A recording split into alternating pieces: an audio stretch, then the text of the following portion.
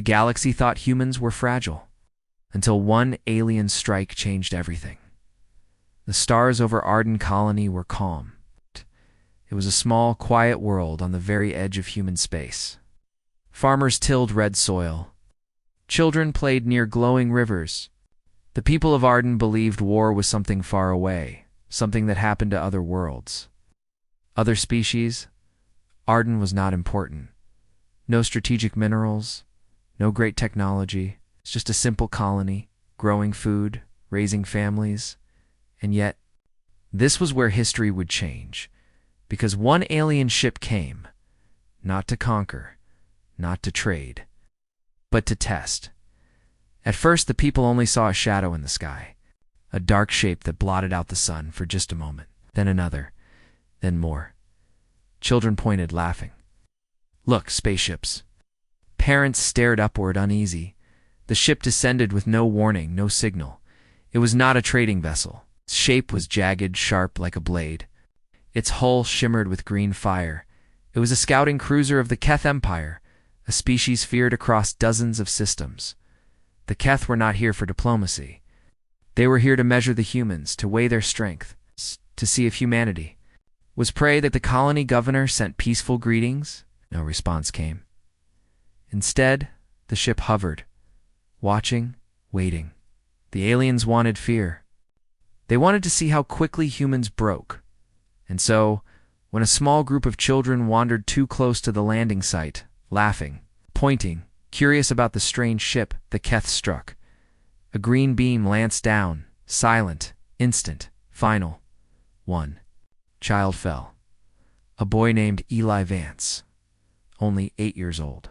Killed not by accident, not by mistake. It was a message. The aliens wanted the humans to understand. We are stronger. We can take whatever we want. You cannot stop us. For a moment, the colony froze. Parents screamed. Soldiers scrambled. The governor demanded answers, but the alien ship only drifted above, silent, watching. Recording, when the humans sent fighters, the alien cruiser fired once, destroying them like toys. Then it rose back into the sky and vanished into the stars too. The Keth, it was a simple test, a cruel experiment. The results were clear. Humans were weak. When news reached the wider galaxy, other species shrugged. Humans? They are small. They are fragile. What will they do? Nothing. Whispers passed through alien courts and marketplaces. One child? It is sad, yes. But that is the price of being weak. If they resist, they will be crushed. Humans are not warriors. They are farmers, traders, workers. Nothing more. No one expected Earth to act. The galaxy had forgotten. They had forgotten the wars long ago, before humanity entered the stars. They had forgotten what slept in the ice. They had forgotten why humans were feared once before. But Earth had not forgotten when. The message reached Earth. Silence fell across every council chamber, every command room, every home. The child's image played again and again. His name echoed like thunder. And with that image, something old awakened, deep under Antarctica's ice, beneath sealed bunkers in Siberia. Hidden in vaults carved into the moon itself, the ancient Warfleet. Not ships of trade, not ships of exploration, but ships built for one purpose: survival against extinction. Forgotten by time, feared by those who remembered. Sleeping till. Now, these ships were not like the fragile cruisers of modern empires. They were older, larger, stronger, carved of black steel and glowing cores. Programmed with AI that remembered battles the galaxy had erased from history, the Warfleet had been hidden after a war so terrible that even Earth itself swore never to awaken it again. But that promise was broken the moment the Keth killed human child. Because humanity does not forget its dead, and humanity does not forgive. Inside Earth's unified command, the debate raged. Some said, we cannot awaken them. To use that power is dangerous. Others answered, if we do not, the galaxy will see us as prey. In the end, the decision was simple. The fleet would awaken, Not for conquest, not for glory, Oh. but for Eli Vance, the child whose death would change the galaxy forever. Engines older than empires rumbled. Vault doors cracked open, steam hissing into the frozen air. Massive silhouettes shifted beneath miles of ice. A single ship's lights flickered on. Its voice echoed through the dark, mechanical, yet filled with something more. Commanders, I have waited. Who calls me back to war? The first ship opened its eyes. The galaxy thought humans were fragile, but now whispers began to spread. Is moving. Something old is waking. The humans are not weak. The aliens had killed one child. They had no idea they had just awakened the fleet that once burned across the stars, and this was only the beginning. What if humanity's greatest weapon was not new, but ancient? What if it was never meant to be seen again, until now? The colony of Arden mourned. The fields were quiet, the laughter of children was gone. Every house, every street carried the silence of grief. But Earth did not mourn in silence. The boy's name, Eli Vance, spread like wildfire across every human world. His image burned on every news screen, every feed, every colony hall. One child, one life. Taken not for war, not for conquest, but as a cruel joke, and with his death. Something dangerous had awakened inside humanity. Anger, the kind of anger the galaxy had, forgotten humans were capable of, beneath the glass towers of Earth's capital. The unified Earth Council gathered. Generals, admirals, scientists, and leaders sat around a circular chamber. The room was dim, lit only by the blue glow of Earth projected at its center. The debate was fierce. Some argued, we cannot fight the Keth Empire. They will crush us. Humanity will be erased. Others answered, if we do nothing, every alien empire will see us as prey. We will be hunted until nothing remains. One old general leaned forward. His voice was low, steady, filled with memory. There was a time when the galaxy feared us, a time when Earth built ships that no one dared face. Ships that were never meant to return, but they still exist. The chamber went silent. Everyone knew what he meant, the forgotten Warfleet, long ago. Before humanity was united, before Earth reached the stars, there had been a war. A war so terrible, so catastrophic, that even history books dared not speak. Its name. That war gave birth to machines of destruction, warships the size of cities, armed with weapons that tore stars themselves. When the war ended, humanity swore, never again. The fleet was buried under ice, hidden in caverns deep beneath oceans, sealed away in vaults, scattered across the solar system. The galaxy thought the ships were myths. Even most humans believed they were gone, but they were real. And now, Earth considered breaking the seal. Far away, the alien Keth Empire received word of what had happened on Arden. Their scouting ship reported. Test successful. Humans weak. Response minimal. No threat. The alien commander sneered. Pathetic. A child and some fighters. That is all it takes to break them. But one Keth spy stationed on Earth whispered a different story. The humans are restless. Are speaking of something old, something hidden. They call it the Forgotten Fleet. The Alien War Council laughed. Myth. Humans tell ghost stories to comfort themselves. There is nothing to fear, but the spy insisted. I have seen the bunkers. I've seen the ice shifting. Something stirs. If they awaken it, the galaxy will not laugh. The council dismissed him. It was their first mistake. Beneath Antarctica, a vault door cracked open. Steam hissed into the frozen air. Metal screamed as locks that had been sealed for centuries finally broke. Inside, a shape larger than a skyscraper shifted. Its hull was black as night, scarred from wars long past. Its engines glowed faintly, like the heartbeat of a sleeping giant. Lights flickered across its surface. A deep, ancient voice echoed into the chamber. Commanders detected. Identity. Human. Purpose. War.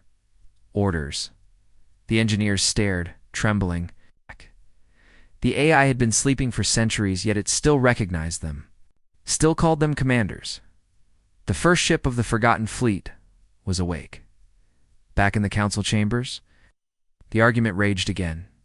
Some feared what they had unleashed.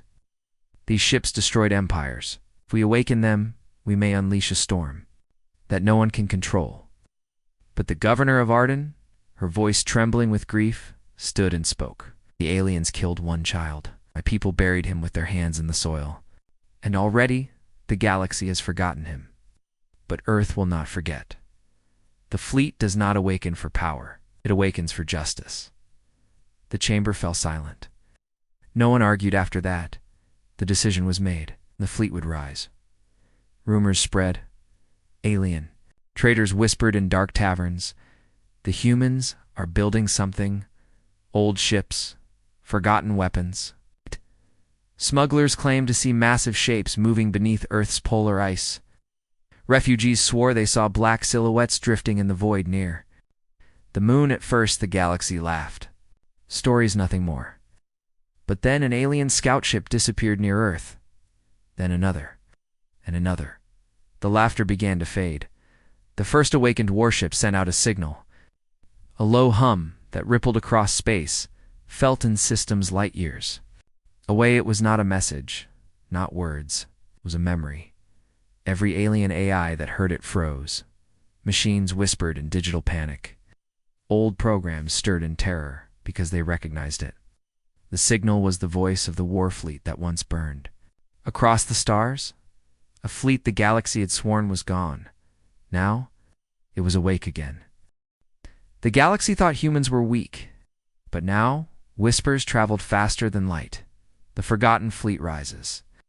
The humans call to their war spirits. On Arden Colony, Eli Vance's grave was covered with flowers. Above his name, a new vow was carved into stone. Never again will humanity be prey. And as the first warship broke free from the ice, engines roaring for the first time in centuries, the galaxy began to understand. The humans had awakened something they could not control, and it was coming. The stars trembled. As the first ship opened its eyes, the silence before beneath Antarctica's endless sheets of ice, the earth shook. Snowstorms raged above, hiding the truth from human eyes. For centuries the vault had slept, buried deeper than mountains, locked tighter than any prison. Inside it lay a ship, a relic from a war so old, even human history barely remembered. The Leviathan-class battleship, Aegis Eternal, built in the age before peace. It's built when humanity believed extinction was at their door. It's built to destroy now. After centuries of silence, the vault was opening. A team of engineers and soldiers stood at the base of the massive chamber. The air hissed with frost. Ice cracked like thunder as hydraulic arms tore open ancient locks. Captain Mara Solas, head of Earth's reactivation division, lifted her visor. Her voice was steady, though her hands shook. This is it. The first awakening. Her second-in-command muttered, "Are we sure this is wise?" Some things were buried for a reason. Mara didn't answer. She only stared at the giant shadow inside the ice because she knew the truth. This was not just about power. This was about survival. And survival demanded awakening. The last lock shattered with a roar. Steam poured into the chamber. The ice groaned as the colossal shape inside began to move. Lights flickered across its hull, dim at first, then brighter, glowing like a heartbeat. Engines that had been dead for centuries coughed and rumbled. Massive cannons shifted like a beast stretching after a long sleep. Then a voice not human, not machine, something in between. Commanders detected. Identity confirmed human. Status awakened. I am Aegis Eternal, who calls me back to war. The engineers froze. Even Mara could not breathe. The ship was speaking. Not with programming, not with code, but with memory. It remembered humans. It remembered its commanders. And it was waiting for orders. Mara stepped forward, her voice trembling. I am Captain Mara Solas. On behalf of Earth, I ask your service once more. The voice answered, low and resonant. Long have I slept. I dreamed of fire and stars torn apart. I swore I would never wake again. Why now? Mara swallowed hard. Because a child was killed. Because aliens think we are weak. Because humanity needs you. For a moment, silence filled the chamber. Then the AI spoke again, slower, almost sorrowful. Then humanity still remembers. Very well, I return. The ship's engines thundered, shaking the ice. Floodlights lit up the cavern. The Aegis Eternal was alive. News spread across Earth like lightning. The first ship has awakened. The fleet lives. Crowds gathered in cities, cheering as massive hangar doors opened in Antarctica. The Aegis Eternal rose from the ice, engines blazing, cutting through storm clouds. Its black hull gleamed in the sunlight, casting a shadow miles wide. Children pointed, laughing, eyes wide with awe. Parents cried, seeing history rise before them. For the first time in centuries, humanity looked at the sky not with fear, with hope, but humanity was not alone in watching.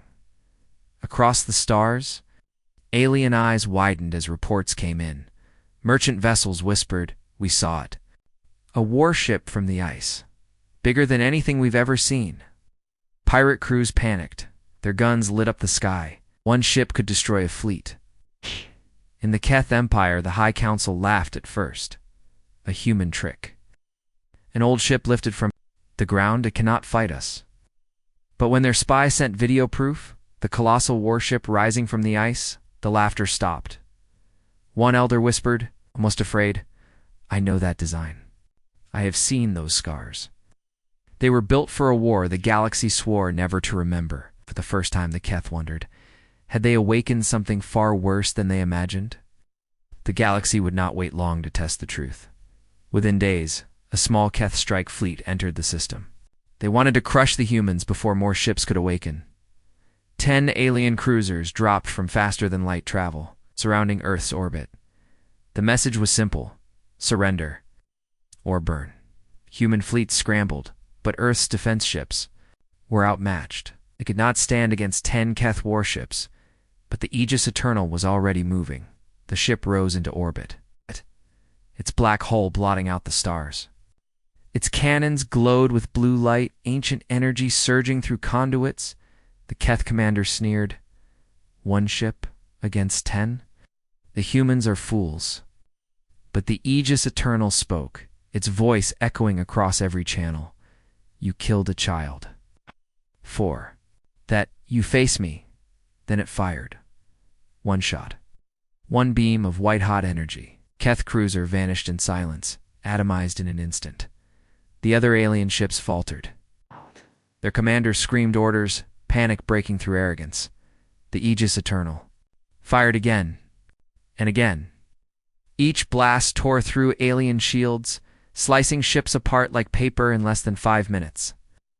The 10-ship fleet was gone. The humans had not lost a single vessel. The battle was broadcast across the stars. Traitors, smugglers even, enemy spies saw it unfold, and the whispers began. The humans are not weak. They have awakened something ancient. One ship destroyed 10. What happens when they awaken them all? Fear spread faster than light. Alien empires who once dismissed humanity began to prepare defenses. Others began to plot alliances. The galaxy was changing. After the battle, the Aegis Eternal lowered its cannons. Its voice came again, softer this time. "The first battle is done. But this is only the beginning. More must awaken. The fleet must rise again." On Earth, a ceremony was held. The battleship was christened not with its old name, but with a new one. It was named for the boy who had died, the Eli Vance. And from that day forward, every ship that awakened would carry the name of a lost child, so that the galaxy would never forget why the fleet had returned. The galaxy thought humans were fragile. The Keith believed the test was over, but the first awakening was only the beginning. Under ice, beneath oceans, hidden on the moon, dozens more warships slept, and now one by one they would rise. The galaxy would watch. The galaxy would fear, because humanity was done being prey. The Warfleet was awake. When the first alien fleet burned, the galaxy realized humans are not what they seem. The destruction of the Keth strike fleet echoed across the galaxy. Every ship had been recording. Every sensor probe had captured the impossible. 10 alien cruisers, veterans of 100 battles, erased in minutes. By one ship, the video spread faster than light. Merchants carried it. Spies transmitted it. Smugglers sold it for fortunes. In back alleys and across alien worlds, beings watched in silence as the impossible unfolded before their eyes. This cannot be real. A myth. A trick of human cameras. No, it is true. The Warfleet has awakened. In the Keth Empire, the High Council was in chaos. The loss of 10 cruisers was nothing. Fleets could be rebuilt. But the symbol of the defeat? That was fatal. The Keth commander who had mocked humanity now knelt in chains. The Emperor hissed, "You said they were weak. You said they were nothing. Instead, you have given them legend." The commander tried to speak, but his words were drowned by the Council's fury. The Keth knew now. If the humans awakened more ships, even the Empire itself could burn. On the desert world of Zoral Prime, alien merchants huddled in dark markets. Did you see it? The beam that cut through shields like air? No empire has that kind of weapon. I heard it was only one ship. What happens if 10 awaken? Fear became currency. Rumors became weapons. In the Varan Dominion, a race of cold strategists. Their Grand Admiral leaned over a map of the stars. If the humans truly command this fleet, then every alliance must change. They are no longer prey. They are a variable we did not calculate. And so, across the galaxy, fear took root. On Earth, celebrations erupted. Crowds filled the streets. Screens showed the Eli Vance once Aegis Eternal, drifting above the planet like a guardian angel. Children pointed, shouting, "That's our ship. The aliens can't hurt us anymore." For the first time in centuries, humanity felt safe. But the leaders knew better. This was not the end. This was only the beginning.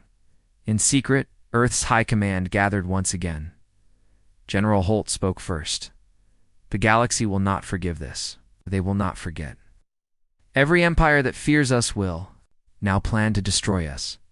Mara Solis, still commander of reactivation, answered, "Then we must awaken the rest of the fleet before they strike." One ship cannot stand against them all, but a scientist interrupted. The Warfleet is not just power, it is dangerous. Ships were not built to defend colonies. They were built to win wars of extinction. If we unleash all of them, humanity may not survive what comes next. The room fell silent. Because the truth was clear. Awakening the fleet might save humanity, or doom it. Not all alien empires wanted humanity destroyed. Some whispered of alliances. Perhaps the humans could be useful. If they can destroy the Keith, maybe they could weaken our enemies too. Others spoke of fear. No, if they awaken all the ships, no one will be safe.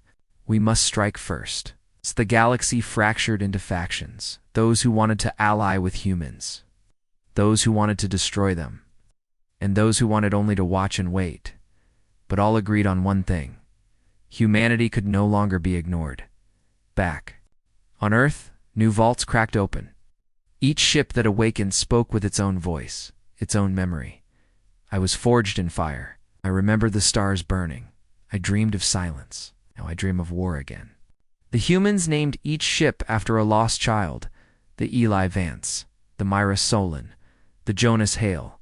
Every name a reminder. The Warfleet was not rising for conquest. It was rising for conquest. It was rising for justice.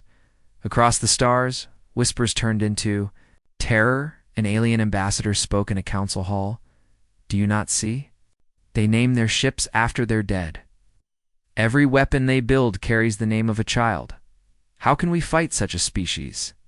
For us, war is survival. For them, war is memory.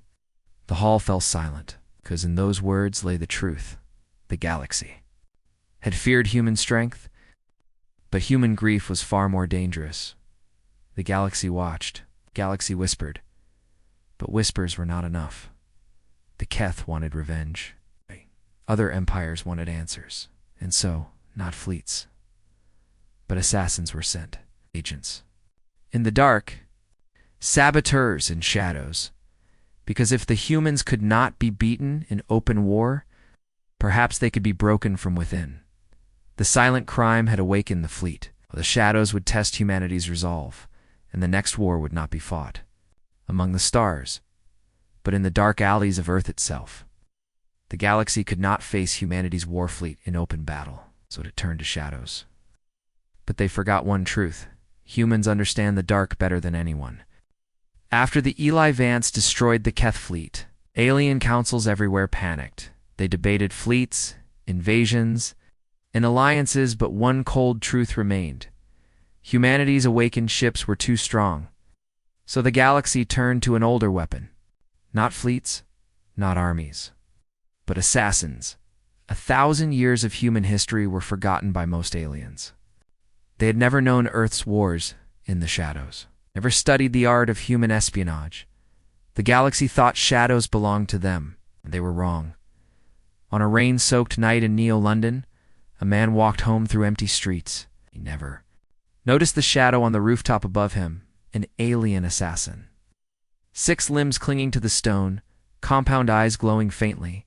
The alien leapt down silently, a blade humming in its claws, but before the strike landed, a flash erupted. A gunshot cracked the night. The assassin fell, bleeding blue ichor across the pavement from the alley. A human figure stepped forward, voice calm, cold. "We knew you were coming." The man walking home? A decoy, a trap. The humans had baited their first assassin. It was the beginning of a silent war. Alien agents crept into Earth's cities. Some carried poison, others planted bombs near military command centers. Some even disguised themselves as traitors, slipping into colonies with false smiles. But in every shadow, humanity was waiting. They remembered their own history. Spies in ancient wars, assassins in forgotten cities, covert operatives in secret world wars. The galaxy had underestimated something vital. Humans had lived in darkness long before they reached the stars, high above Earth. The Eli Vance drifted, its awakened AI watching everything. Intruders detected. Their patterns are clumsy, efficient. Ice. My archives hold records of far deadlier. Assassins, human ones. Commander Mara Solas frowned at the words. They think they can frighten us with shadows, but they don't understand. Darkness is our oldest battlefield. On the desert colony of Helios 9, a disguised alien entered. The governor's residence? It was perfect. The guards distracted, the walls lightly defended. The assassin crept into the child's room. The target, the governor's young daughter. Another message of terror, another child, just like before. But when the assassin raised his blade, the lights blazed on. Dozens of soldiers stepped forward, guns ready, faces grim. And in the corner, the little girl didn't cry. She didn't scream. She looked the alien in the eye and whispered, "My brother's name is on a ship. Yours won't be remembered at all." The assassin lunged and was cut down instantly. The alien empires had expected assassins to weaken humanity. Instead, every attempt failed. Each assassin who died became another story for human children. Each attempt only hardened Earth's resolve. On alien worlds, fear grew worse. If humans can defeat assassins in their homes, how can we ever touch them? They see in the dark. They live in it. We are sending prey against predators, but humanity didn't just defend. They struck back. Invisible ships, stealth corvettes older than most empires, slipped across borders. They left no trails, no signals, no evidence. And one by one, alien spy networks began to collapse. In the jungles of Varen Prime, a nest of alien spies woke to find every one of their leaders gone. In the streets of Zoral Station, smugglers discovered their contacts had vanished overnight. The galaxy whispered, "Humans are hunting the hunters." On Earth, the leaders gathered again. General Holt slammed his fist on the table. "This shadow war proves one thing. They will never stop. Not until we awaken the entire fleet." The scientists still resisted. The more ships we wake, the more afraid they become. If they believe we seek conquest, they will unite against us. Commander Solas leaned forward. Then let them be afraid, because we will never forgive, never forget. The room fell silent. Because everyone knew the truth. The assassins had failed. And now humanity was changing. Not just defending. Not just awakening. But planning something far larger. The galaxy's shadows had failed. The assassins had fallen. And humanity had proven it could not be broken from within. But in the farthest reaches of space, the Keth were not finished. A vast fleet gathered. Not assassins, not spies, but ships. Hundreds of them, because if shadows failed, then fire would be their answer, and the Warfleet of Earth would soon face its first true test. The shadows failed. The assassins died, so the galaxy chose fire. 1,000 alien warships gathered to burn Earth's hope, but they had forgotten humans were born in fire. Commander Mara Solas stood on the observation deck of the Eli Vance. The stars glittered cold and sharp. But beyond them, she saw movement, ships gathering like THUNDERCLOUDS. Her officers whispered nervously, "It's a coalition. More than 100 fleets. They're not waiting anymore." The AI's voice was calm but edged with steel. Analysis. Enemy strength exceeds projections. Probability of human survival, statistically minimal. Recommendation. Wake more ships. Mara clenched her jaw. Wake them. All of them. Deep beneath ice, across hidden hangars, across the oceans of Earth, the call went out. Engines older than empires roared awake in the silent black of space. Ancient leviathans stirred. Titan-class dreadnoughts, their hulls scarred by wars older than memory. Carrier arcs capable of launching thousands of drones in a single strike. And guardians sleek. Black warships designed for speed and slaughter. The ground shook as oceans split, as vault doors opened, as fire and steam poured into the night. Children on Earth looked up and saw the sky filled with light. "The fleet is rising," they whispered. In the cold void beyond the Varan Nebula, lights shimmered. Dozens of fleets, Keth, destroyers, Varan frigates, mercenary cruisers, all answering one call. Their leaders whispered the same command. Crush the humans, burn their fleet before it wakes. Across the galaxy, fear had united them. Enemies who once fought each other now stood together. Because they all understood one truth: if Earth's forgotten fleet fully awoke, no one would be safe. The largest armada in centuries turned its path toward Sol in the silent black of space.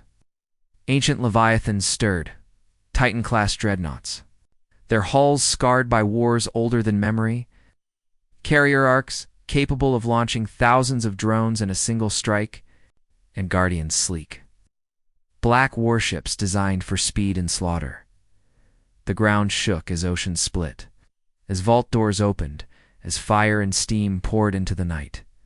Children on Earth looked up and saw the sky filled with light. "The fleet is rising," they whispered. The alien coalition arrived in the Sol system with fire in their eyes. Thousands of ships broke into formation, spreading like a steel net across the void. Their commander, a Keth warlord, hissed to his soldiers, "We burn their fleet before it leaves orbit. Today, humanity ends." But when they reached the orbit of Mars, the humans were waiting.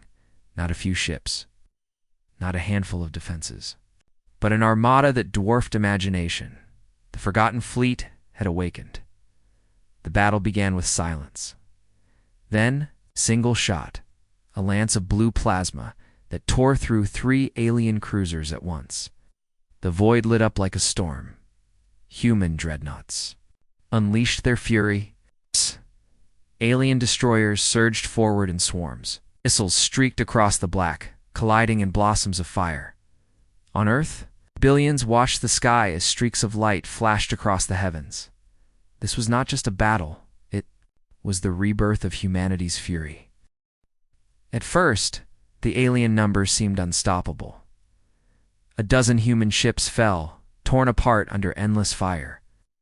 Alien commanders cheered, "See, Their strength is old. Their tactics are rusty. They will fall. But then the fleet remembered.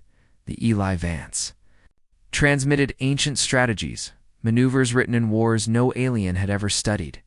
Human ships moved as one, weaving patterns that made no sense until alien lines shattered. One alien admiral gasped as his formation broke apart. They fight like predators, like hunters.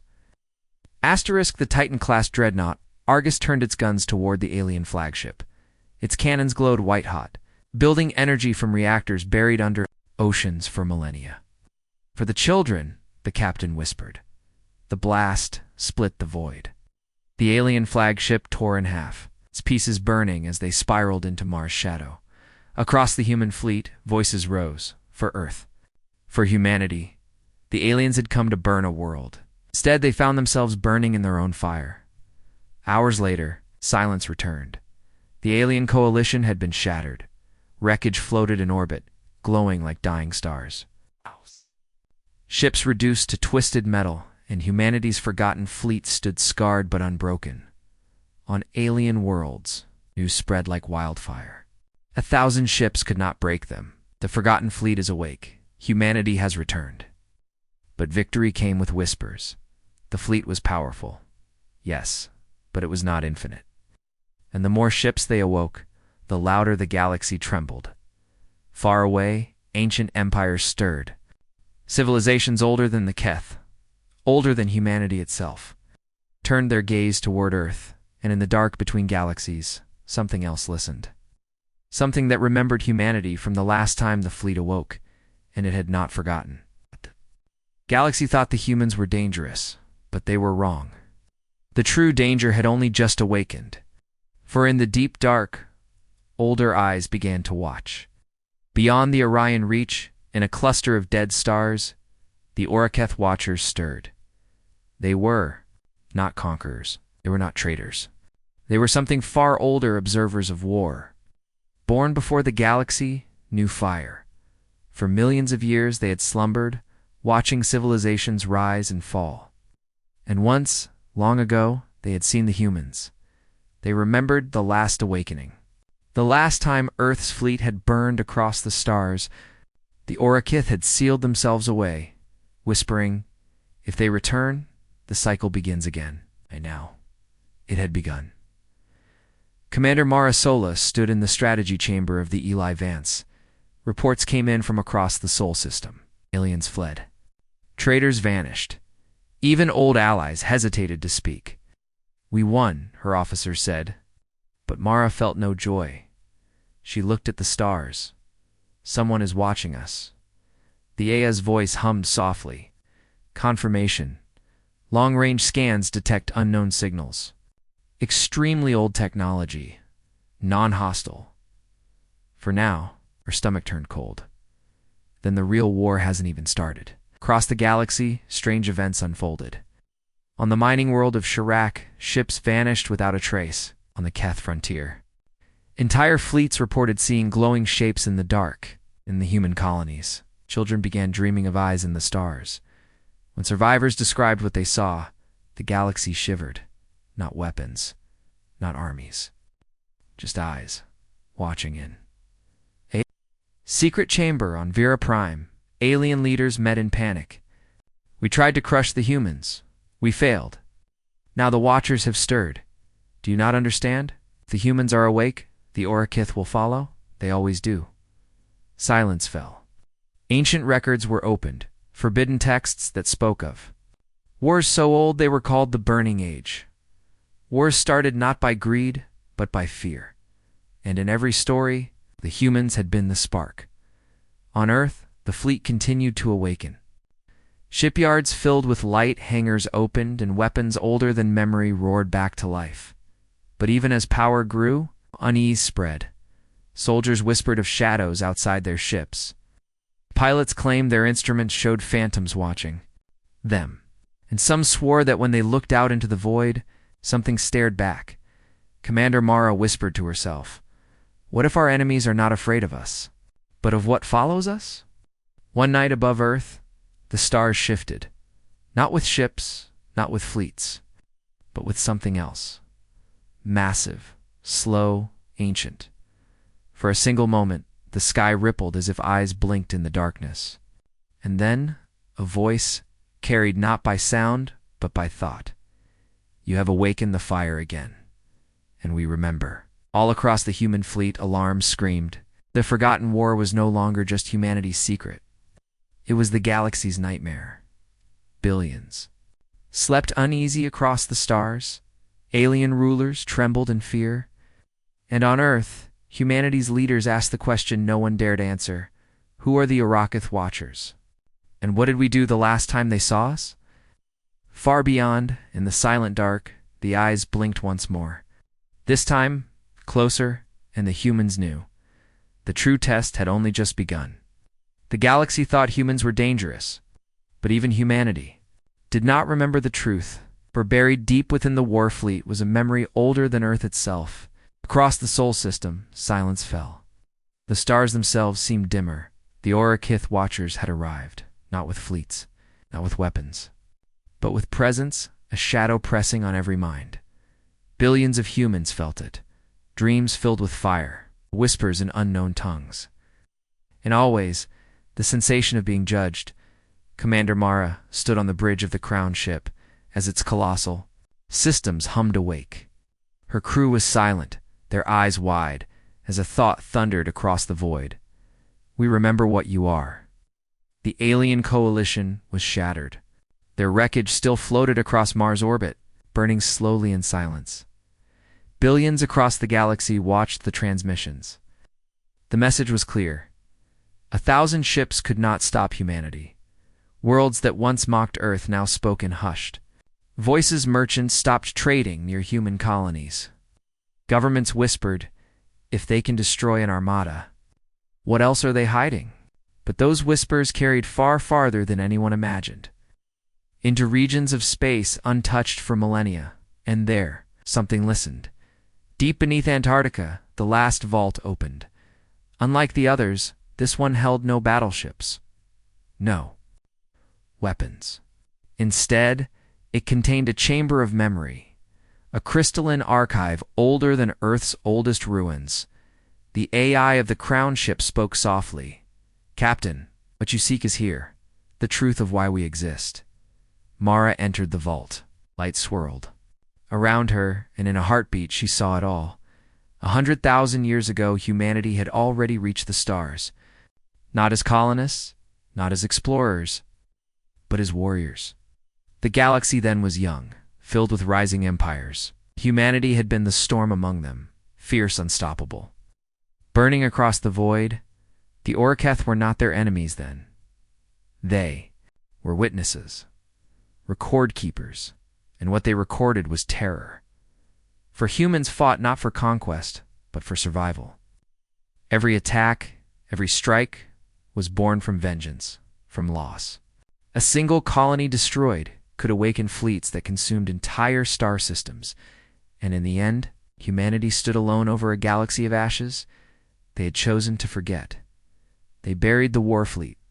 They erased their history. They gave themselves a chance to start again, weak, peaceful, fragile. Until now, Mara staggered back as the vision ended. Her chest was heavy. We are not the victims, she whispered. We are the nightmare. Outside, the Arrakith's voice filled every ship. Do you remember now? Do you see what you were? The question is not what we will do, but what you will do. Warfleet was fully awake. Thousands of dreadnoughts burned in orbit, their weapons capable of scouring worlds. Billions of humans looked to Earth for an answer. The galaxy trembled, waiting for the old fire to rise again. Mara stood before her fleet. We are not who we were, she said. But we will not be prey either. The galaxy harms one child, one soul. We will awaken. But we will not burn the stars. Unless forced, the Arrakith were silent for a long, endless moment. Then their final thought echoed like thunder. We shall watch. We always watch. But perhaps you have learned. And just like that, the eyes vanished. Earth broadcast a single message across the stars. We are humanity. We do not seek war. But if you come for us, know this. We carry the fire of 1,000 ages, and we will awaken it again. Across the galaxy, empires shivered.